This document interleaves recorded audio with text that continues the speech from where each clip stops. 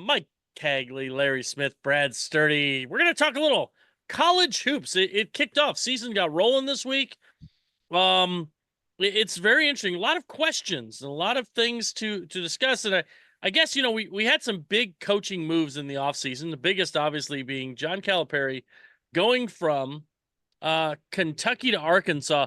Does the movement to Arkansas and getting that Walton money, is that going to be the difference between Calipari going out in the first round or maybe making the Sweet 16? It's been a while.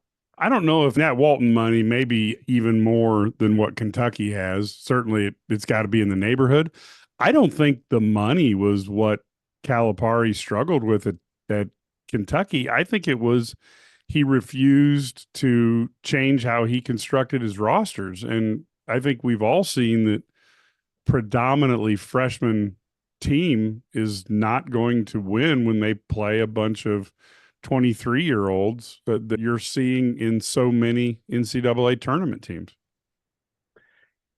I do think it's hard for freshmen to compete. I mean, there's a big difference. I mean, you remember yourself at 18 and yourself at 22 or 23 years old. There's a huge difference in you as an individual. You can imagine with the college, our weight programs are different, obviously. Ours involved gaining weight. Yes. That was not necessarily good weight always. But no, it's a different thing. But yeah, it's just very intriguing to see what happens here at Arkansas, because I have two thoughts. I thought maybe you need to get out of the pressure cooker that's Kentucky, and the other thought is, if you can't win at Kentucky, why would you go think that you're going to win bigger at somewhere else, right? So there's my thoughts. But so here's the other one. What is Mike? I got a question. How about these freshmen that have come into college basketball? We mentioned freshmen maybe not getting it done in the NCAA tournament that much, but how about the performances of some of these guys this past week? Any guys that stood out to you? Well, the one obviously that is close to us, Will Riley, was unbelievable for Illinois. Here's a guy who scores 42 in an EYBL game, was playing up, was phenomenal at being able to get his shot and make his shot.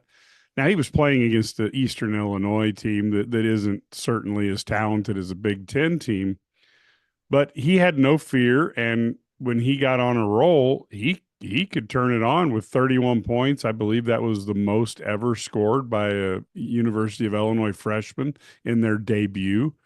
That's a long history. That's a pretty big record to own. Yeah, it is. I thought he was fantastic.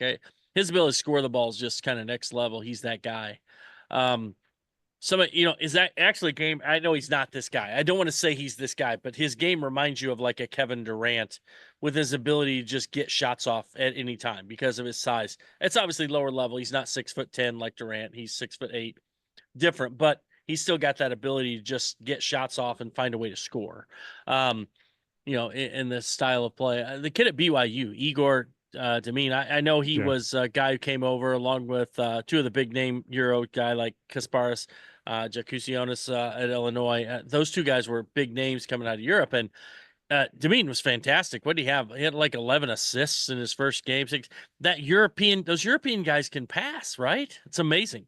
That is, I think that the training style is different in Europe because in the United States, guys play a lot more games and they don't spend the time practicing. And those European guys, I'll tell you what, it doesn't really seem to matter, but even their bigs, Tomislav Ivicic for Illinois, they have an ability to look at the court and find the open man, and a double team is an opportunity for them to get an assist, as opposed to some American players who are used to playing AAU and not practicing. A double team just means you have to jump through two guys to get your shot off. Yeah, I agree.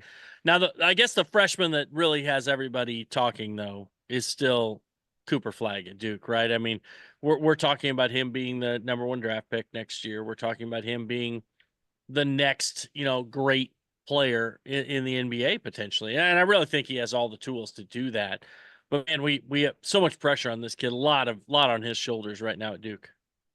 Yeah, I got to be honest with you. I think this kid is the total package.